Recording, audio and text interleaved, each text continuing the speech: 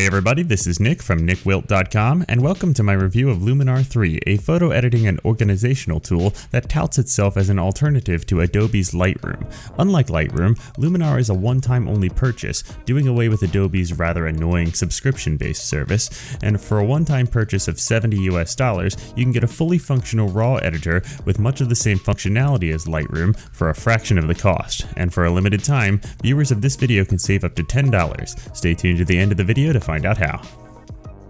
Luminar is available to download from the Skylum Software website, link in the description.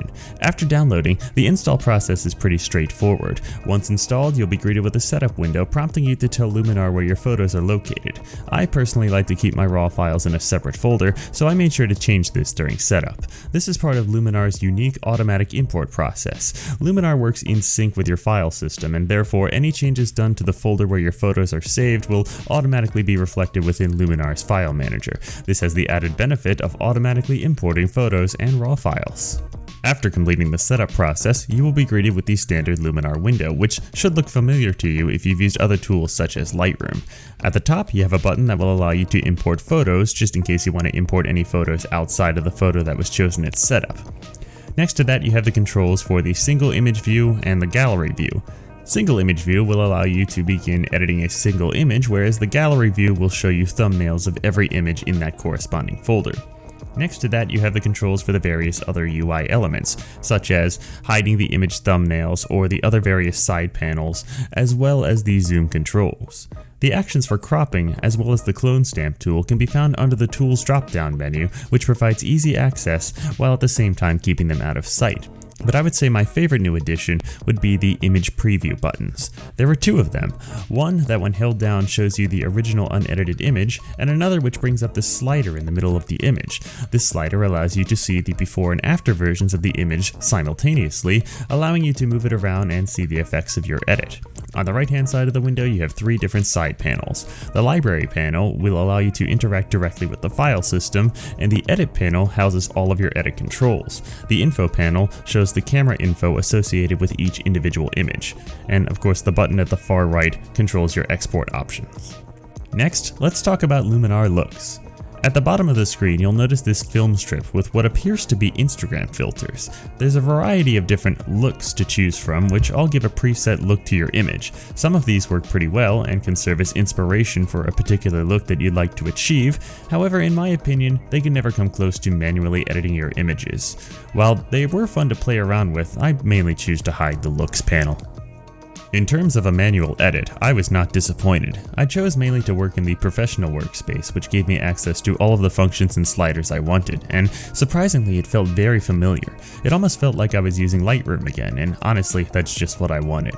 It takes a little while to get used to where all of the individual sliders are, but you can always change that by making your own customized workspace. There are a few special sliders that give a little bit of added functionality. For example, the Accent AI filter and the AI Sky Enhancer. These weren't really my style, as I prefer to do everything manually. However, with the right images, I'm sure you can use these to come up with something wonderful. I did, however, really enjoy the dehaze filter. Every time I cranked that slider up, I came up with something that looked amazing, and I'll definitely be making a lot of use out of that in the future.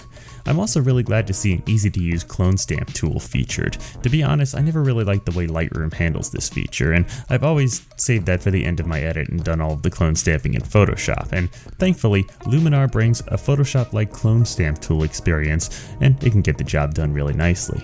Overall, I was really impressed with the images I was able to come up with, and when used right, you can definitely come up with some fantastic results. So now that we've talked about what you can do with Luminar, let's talk about some of the downsides. While Luminar has fantastic capabilities, it does lack in a few areas. For one, I was mainly struggling with performance issues during the entirety of my testing, and after doing some research, it turns out I'm not alone. Upon searching some photography boards, it seems as if a lot of people are struggling with the same issues. It seems to be pretty consistent, especially with the Windows version. I personally experienced a lot of lag when loading up the clone stamp tool, as well as processing some heavy Luminar Looks.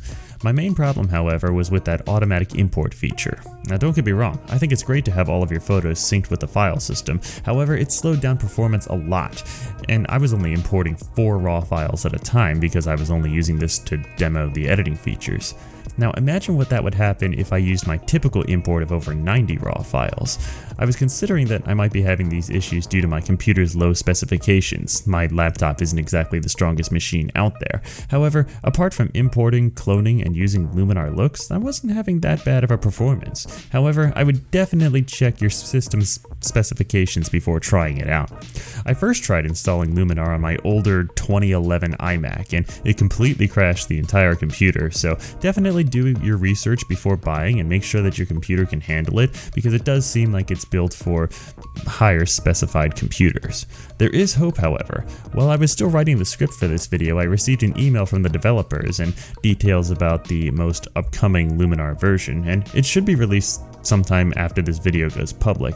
And they promise they're working on performance improvements, and this is a welcome addition. It shows that the developers are dedicated to providing the best experience available.